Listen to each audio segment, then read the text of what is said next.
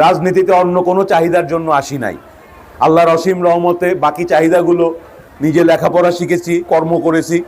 আমি বিদেশে শিক্ষকতা করেছি অনেক বছর।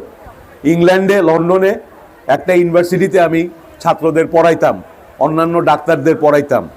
আমি ডক্টরেট করেছি জনস্বাস্থ্য বিষয়ে। কিন্তু ডাক্তার হয়ে আমি কিন্তু খালি রোগী দেখি না, আমি চাই যে আরো বেশি কিছু করতে।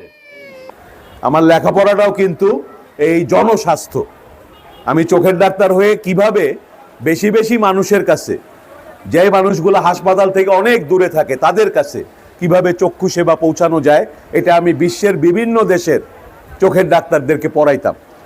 50 থেকে 100 জন মানুষ ছানির কারণে হয়তো যারা চোখে দেখছেন না, প্রতিদিন সমস্যা হচ্ছে, কোরআন পাঠ করতে পারছেন না, কিংবা মা বোনেরা সেলাই করতে গেলে দেখেন যে শুয়ের মধ্যে সুতাটা দিতে অসুবিধা হচ্ছে, ঘরের কাজে অসুবিধা হচ্ছে, লেখাপড়ায় অসুবিধা হচ্ছে।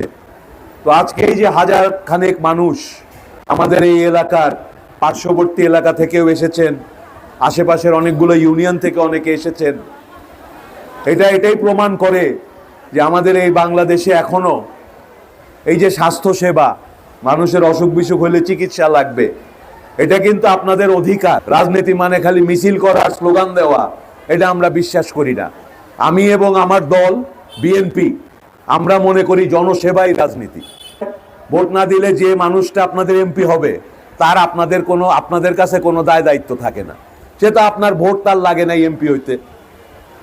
এই জন্য দেখা গেছে কি, আজকে রাস্তাঘাটগুলো সব ভাঙ্গা, দেখছেন না? শাহজাদপুরের সমস্ত রাস্তাঘাট ভাঙ্গাচুরা, কোথাও ঠিক মতো যাওয়া আসা করা যায় না।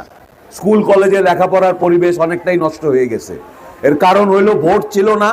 যারা রাষ্ট্র চালাইছে তারাই আপনাদের কাছে আসার দরকার নাই। ফলে এই রাস্তা হইলে তার কি, না হইলে তার কি। তার দরকার রাষ্ট্রের ক্ষমতা, তার দরকার ছিল টাকা পয়সা নিয়ে ওগুলা বিদেশে পাচার করা। তারেক রহমান সাহেব যে আমাদের স্কুলে আস্তে আস্তে বাচ্চাদেরকে ভাষা শেখানো হবে, যে দেশগুলায় কর্ম আছে, বাচ্চারা ওই রকম একটা দেশের ভাষা আগে থেকে ছোট থেকে শেখা শুরু করবে। পাশাপাশি মূল্যবোধের শিক্ষা দরকার না, খালি তো চাকরি করলো আর টাকা কামাইলো তাতে তো হবে না, ভালো মানুষ তো হইতে হবে। আমরা শিক্ষা ব্যবস্থায় ধর্ম শিক্ষা ফিরায় আনবো। আমাদের দেশে অধিকাংশ আমরা মুসলমান, যারা মুসলমান ছাত্রছাত্রী তারা ইসলাম ধর্ম সম্বন্ধে জানবে, এটা তো জানা লাগবে। আবার যারা হিন্দু ধর্মাবলম্বী, সনাতন ধর্মাবলম্বী, আপনারা আপনাদের ধর্ম সম্বন্ধে আপনাদের বাচ্চাদেরকে শিক্ষা দেওয়ার ব্যবস্থা হবে। আমার নেত্রী বেগম খালেদা জিয়া এবং জনাব তারেক রহমান সাহেব, ওনারা আমাকে আস্থা পাইছিলেন, আমাকে ওনারা ধানের শীষ তুলে দিছিলেন, আমি আসছিলাম নির্বাচন করতে। তো নির্বাচন তো হয় নাই, ভোট তো কেউ আপনারা দিতে পারেন নাই, দিনের ভোট রাইতে হয়ে গেছে। ধানের শীষ নিয়ে আপনাদের কাছে আসবো, আপনাদের সহযোগিতা চাইবো। সহযোগিতা চাইবো কেন? ওই যে বললাম, আমি হাসপাতাল বানাই যাতে ওখানে আরো 10টা ডাক্তার কাজ করতে পারে।